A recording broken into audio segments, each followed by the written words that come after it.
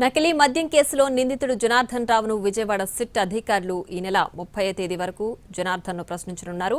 నెల్లూరు జిల్లా జైలు నుంచి జనార్దన్ రావును విజయవాడ తీసుకెళ్లారు.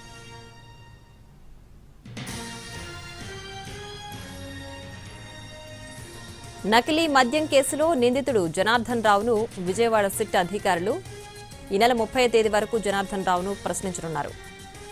నెల్లూరు జిల్లా జైలు నుంచి జనార్దన్ రావును విజయవాడ తీసుకెళ్లారు.